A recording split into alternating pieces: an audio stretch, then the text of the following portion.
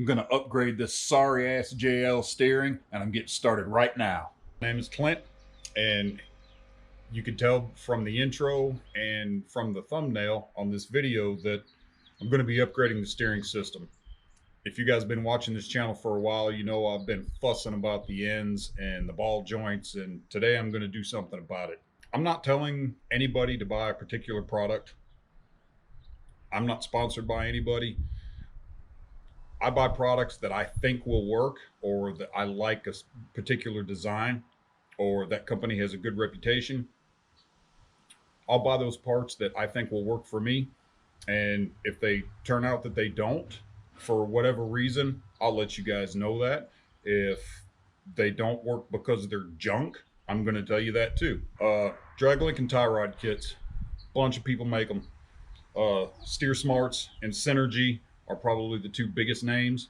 I know people running both systems, and some have had no issue with them, and some have had an issue with them.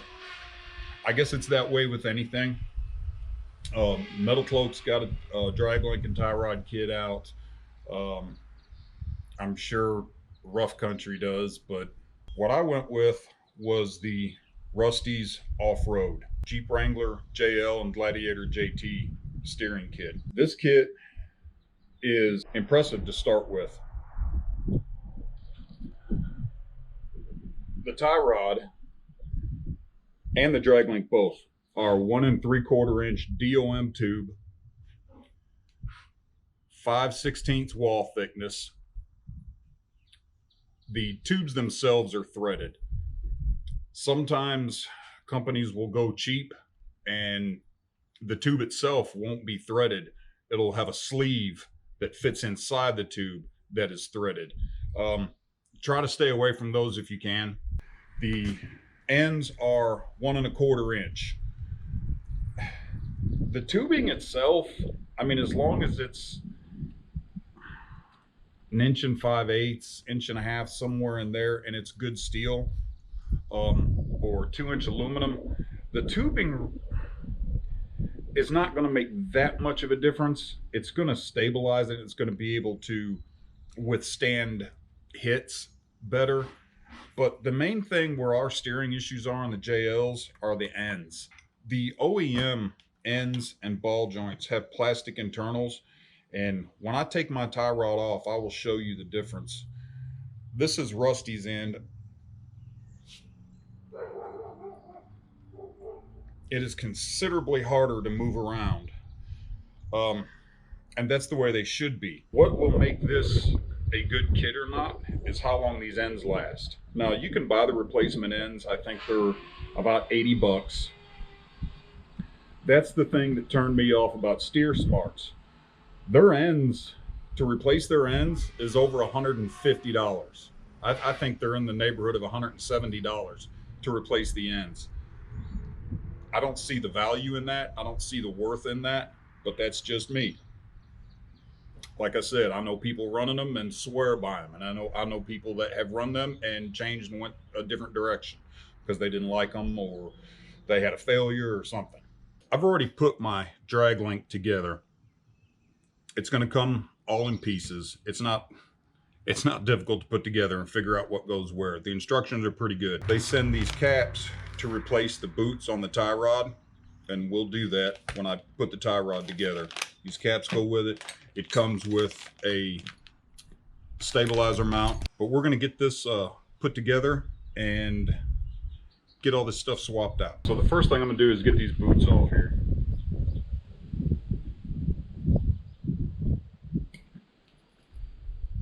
It really doesn't matter how you do it. If you tear them up, it doesn't matter because you're not going to reuse them.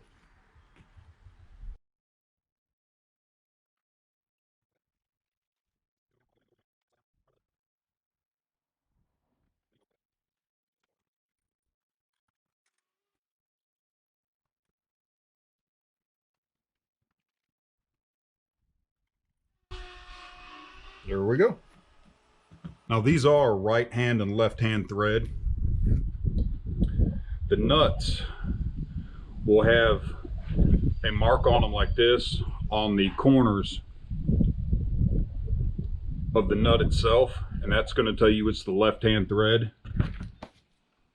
The tube itself will have a notch as well, and that'll tell you that that's the left-hand thread side. This one doesn't have one, so that's the right-hand thread side. Well, the next thing I'm going to do is I'm going to take some anti-seize and I'm going to slop it in the tube.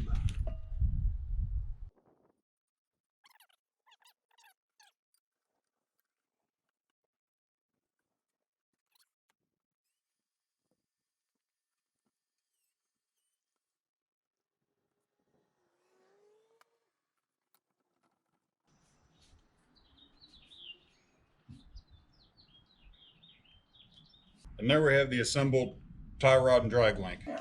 Hire a painter to do some work.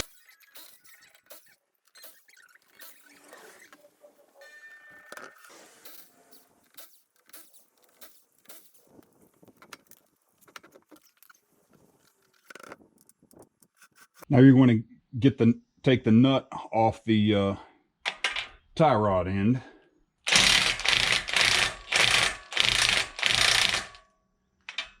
Using a 21 millimeter.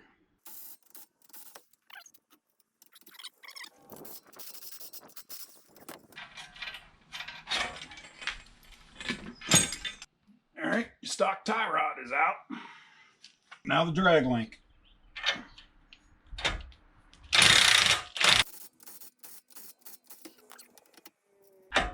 You can tell these are junk because a quality tie rod end will not fall out of the knuckle like that. You generally have to take a dead blow hammer and smack on the end of the knuckles to get them to come loose, or use a pickle fork, some kind of ball joint separator to get these. Now you can't get an impact in here, but if you got a 21 millimeter box end wrench, you can do it that way.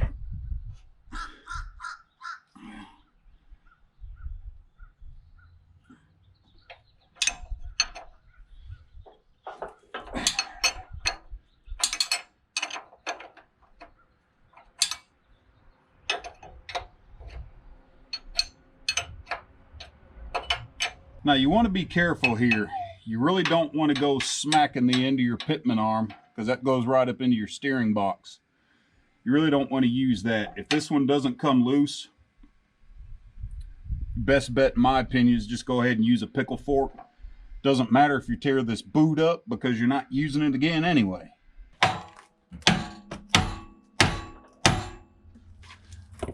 There it goes.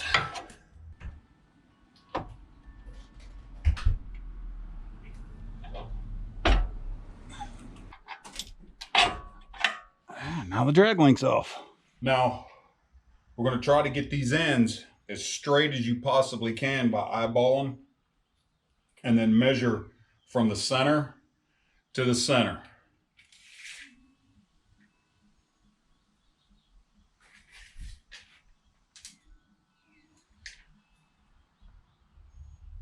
.42 5/16.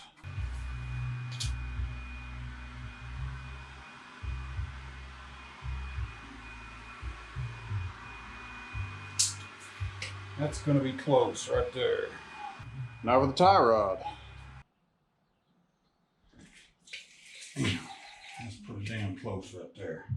Now, once your measurements are as close as you can get them, tighten your jam nuts up.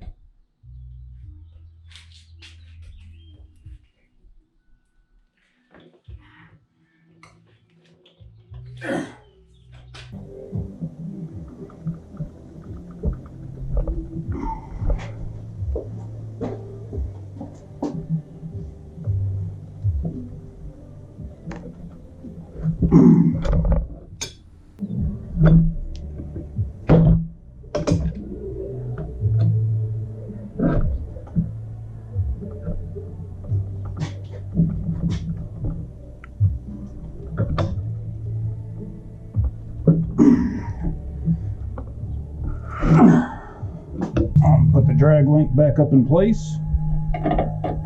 The curved end goes to the knuckle. The other end is straight, it goes to the pitman arm.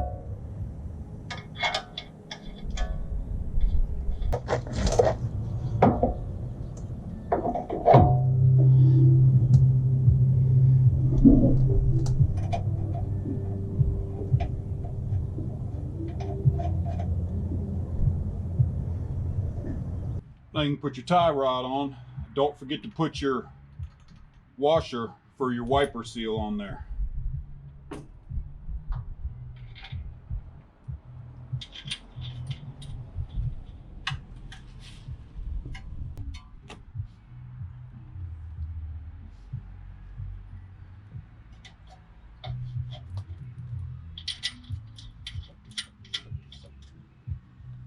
Now you're going to torque these nuts on the knuckle, one on this side, two on the other side, to 65 foot-pounds. The nut on the pitman arm, you're going to torque to 75 foot-pounds. I got to be honest with you, I couldn't get a socket on it. I turned my steering wheel hard over passenger, couldn't get a socket on it. Turned it hard over driver, couldn't get a socket on it. So I got an adjustable wrench and I used the Torque Spec 2 grunts and a groan.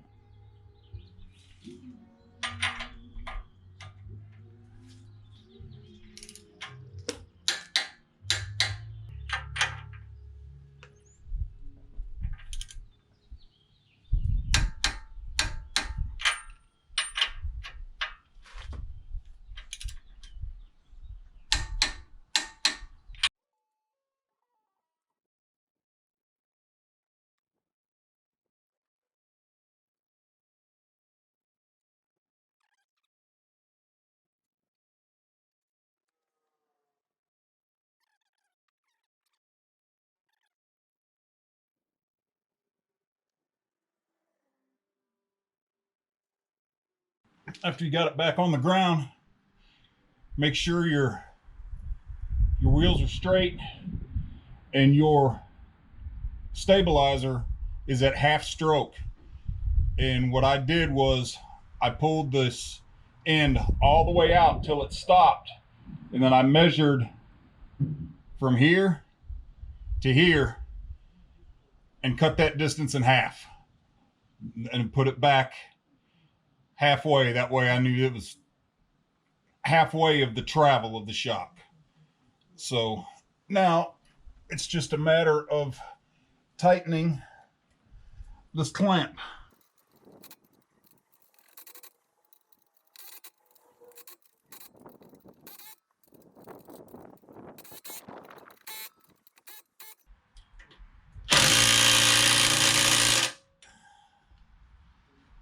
All right, test drive time. I thought my steering wheel was straight, but it's a little bit off. So if your steering wheel is crooked, it's a simple fix. You just loosen the jam nuts on the drag link and turn it one way or the other, and your steering wheel will turn as you turn the drag link. So, and that's critical on the JLs because there's a sensor, and if this steering wheel is so many degrees out of straight, it'll actually go into limp mode. And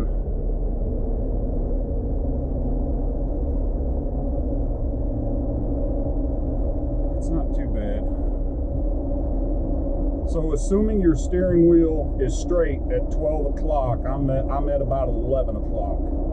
So it ain't too, yep, there goes the light. So if your steering wheel is no more than that much out, your Jeep will go into limp mode. So I'm gonna have to go back to the house and fix that up. But first impressions, I'm running about 45 miles an hour. The steering definitely feels tighter than it did. So the true test is going to be how long these ends last. You know, if they just last 6 months and then I got slopped like I did with the OE stuff, it may not be worth it. But that's something we'll figure out over time. So if you don't know what limp mode is, go ahead and cut that corner, dumbass. Jesus Christ. Some bitch want to eat my damn stinger. Anyway, if you don't know what limp mode is, like I said, if your steering wheel is X amount of degrees out of straight, it'll think something's wrong and you'll get a light on your dash. Your traction control light is actually what it is. It's flashing at me. So if you don't stop in a certain amount of time or fix it, your Jeep will slow down on its own and won't go over like 15 miles an hour. That's as fast as it'll go. So, because it thinks there's a problem. So I got to go home and fix that, and should be good to go. Well, I got the drag link fixed, steering wheel straight, took it for another test drive. Everything's good to go. Initial impressions, again, it definitely, the steering is a little more responsive and it definitely feels tighter than it did. I'm not telling you the Rusty's heavy duty steering kit for the JL and the JT is the best thing since sliced bread. I'm just telling you that's what I went with. And I showed you everything about it. Whether or not it turns out to be quality in the long haul, we'll have to wait and see. And if I end up with a problem with it, I'm going to tell you. That's just the way I do my channel. You've got options. You've got this kit from Rusty's Off-Road. Metal Cloak makes a kit. Steer Smarts. Synergy. And I'm sure if you look, there are a whole bunch more, but those are the ones right off the top of the head. Steer Smarts and Synergy are probably the most popular brands.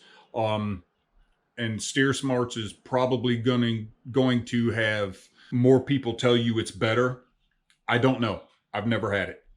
Remember to like, comment, subscribe, and share. Tell all your friends. Till the next time, keep the shiny side up and Jeep on.